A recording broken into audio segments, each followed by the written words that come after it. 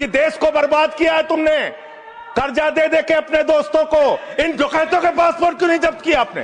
इन डकैतों के पासपोर्ट क्यों नहीं जब्त किया आपने? नहीं जब्त किए। अभी हमारे मित्र पूछ रहे थे हेयर कट क्या है, हेयर कट क्या है, हेयर कट क्या है। हेयर कट का तो मतलब था मामूली सी छूट देनी है, ज्यादा वसूलना है। आपने तो पूरा गर्दन कट कर दिया, पूरा गर्दन कट। एक गाना था मान्यवर, तू जहां जहां चलेगा मेरा साया साथ होगा। मोदी जी की हालत यही है। मोदी जी गाना बनाए हैं, मैं जहां जहां चलूंगा अडानी का ठेका साथ होगा। बैंकों में आम आदमी का पैसा जमा है मान्यवर, किसान का, मजदूर का, कर्मचारी का, लाखों करोड़ रुपए जमा रहता है। वो पैसा आप गरीब आदमी को नहीं देते, उनके रोजगार के लिए नहीं देते, एमएसएमई सेक्टर के लिए नहीं देते। वो पैसा उठा के आप अपने चंद पूंजीपति मित्रों को दे देते हैं। जिन मित्रों से आप पीछे से चंदा लेते हैं और धंधा देते हैं, उन मित्रों को आप पैसा दे देते हैं।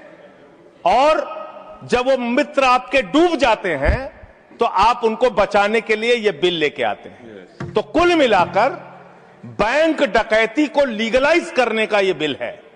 बैंकों पर जो डकैती हो रही है आपके दोस्तों के द्वारा, आपके मित्रों के द्वारा, उसको लीगलाइज करने का काम इस बिल के माध्यम से आप कर रहे हैं। आपका ध्यान इस देश की अर्थव्यवस्था को ठीक करने के लिए नहीं है मान्यवर। आपकी जो 56 छुरी वाली सरकार थी, उन्होंने तो इन लोगों को भगाने का काम किया, इन लोगों को निकालने का काम किया, सेफ पैसेज देने का काम किया। देश की जनता लूटी गई, बैंकों को आपने खाली करने का काम किया। और ऑथेंटिकेट करते हुए मैं आपको बताऊंगा मान्यवर, ये आपका लोकसभा में दिया गया सरकार का उत्तर है, मेरे घर पे नहीं बना। इसमें आप लोगों ने साफ तौर पे बताया है कि आपने करीब करीब 70% कर्जा 5,44,000 करोड़ में से मात्र 1,60,000 करोड़ रुपए आपने कर्जा वसूला और बाकी सब का सब आपने माफ कर दिया।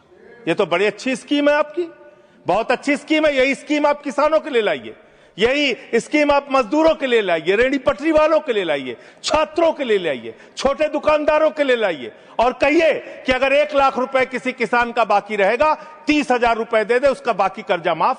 कहिए कि अगर 1 करोड़ रुपए किसी दुकानदार का, छोटे व्यापारी का माफ रहेगा, बकाया रहेगा, उससे 30 लाख रुपए लेके 70 लाख रुपए माफ। क्योंकि यही काम तो किया है आपने। आंकड़े पढ़ रहा हूं मान्यवर, ध्यान से पूरे देश को सुनना चाहिए क्या है आपकी असलियत। आपने भूषण स्टील का 54,000 करोड़ रुपए कर्जा बकाया था, 42,000 करोड़ रुपए आपने वसूला, 23% आपने माफ किया। एसआर का, भूषण स्टील का 57,000 करोड़ रुपए बकाया था, 35,000 करोड़ वसूला, 38% आपने माफ किया।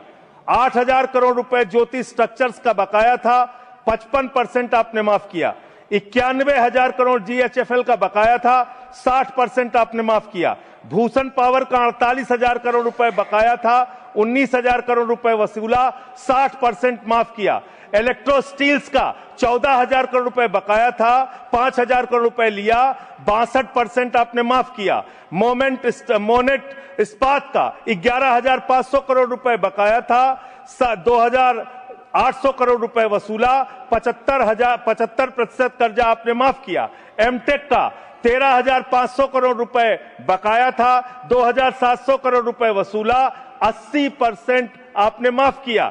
आलोक इंडस्ट्रीज का 30,000 करोड़ रुपए बकाया था, 5,000 करोड़ रुपए वसूला, 83% आपने माफ किया। लैंको इंफ्रा का 47,000 करोड़ रुपए बकाया था, 5,300 करोड़ रुपए आपने वसूला, 88% कर्जा आपने माफ किया। वीडियोकॉन का 46,000 करोड़ रुपए बकाया था, 2,900 करोड़ रुपए वसूला, 94% कर्जा आपने माफ किया। एबीसी शिपयार्ड का 22,000 करोड़ रुपए बकाया था, 12,000 करोड़ रुपए वसूला, 95% आपने माफ किया। आपने श्रीवास्तव इंडस्ट्रीज का 4,800 करोड़ रुपए बकाया था, 320 करोड़ रुपए आपने वसूला, 95% कर्जा आपने माफ किया। मान्यवर, अभी हमारे मित्र पूछ रहे थे हेयर कट क्या है, हेयर कट क्या है, हेयर कट क्या है। हेयर कट का तो मतलब था मामूली सी छूट देनी है, ज्यादा वसूलना है। आपने तो पूरा गर्दन कट कर दिया, पूरा गर्दन कट, यानी कि बड़ा हिस्सा कर्जे का माफ कर दिया और मामूली हिस्सा कर्जे का आपने वसूला। और अगर मैं आपसे ये कहूं कि इसमें आपने रिश्वतखोरी की, भ्रष्टाचार किया, चंदा लेके धंधा दिया। आपने एक ही खाली कंपनी का नाम लूंगा, भूषण स्टील का, जो टाटा को गई 1500 करोड़ रुपए का चंदा भारतीय जनता पार्टी को टाटा से इलेक्टोरल बॉन्ड और बाकी चीजों के नाम पे आपको मिले हैं। आप पैसा ले लेके इन लोगों का बड़ा बड़ा कर्जा माफ करवा रहे हो, रिश्वत ले लेके इन लोगों का बड़ा बड़ा कर्जा आप माफ करवा रहे हो। आपका ध्यान देश की अर्थव्यवस्था ठीक करने में नहीं है, पूंजीपतियों को खाली हर तरह से फायदा पहुंचाने में है। एक गाना था मान्यवर, तू जहां जहां चलेगा मेरा साया साथ होगा। मोदी जी की हालत यही है। मोदी जी गाना बनाए हैं, मैं जहां जहां चलूंगा अडानी का ठेका साथ होगा। ये क्या है? ये क्या है? बांग्लादेश की यात्रा किया 2015 में, अडानी को ठेका मिल गया। श्रीलंका की यात्रा की 2021 में, अडानी को वहां ठेका मिल गया। तंजानिया की यात्रा की 2023 में, अडानी को वहां ठेका मिल गया। केन्या की यात्रा की 2023 में, अडानी को वहां ठेका मिल गया। नेपाल की यात्रा की 2023 में, अडानी को वहां ठेका मिल गया।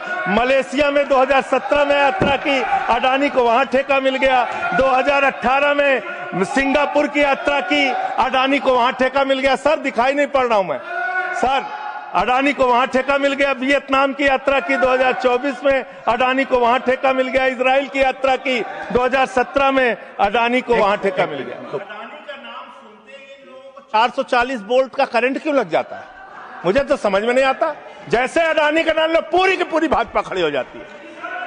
440 वोल्ट का करंट लग जाता है। यही विषय है कि देश को बर्बाद किया है तुमने, कर्जा दे दे के अपने दोस्तों को भगाया है। अब बिल पे आपका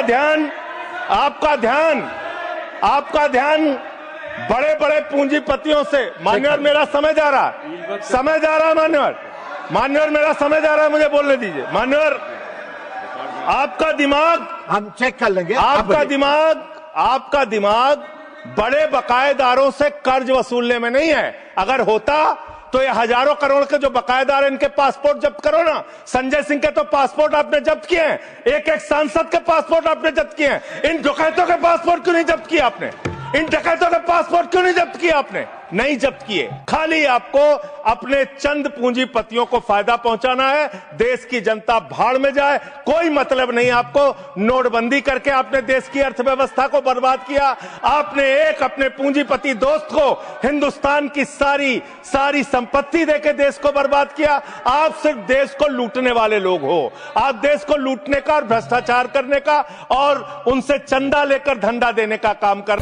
जदि आपंक आम भिडी भल लगा तेब आम चैनल को लाइक, शेयर और सब्सक्राइब करने को जमा भी भूलु नहीं।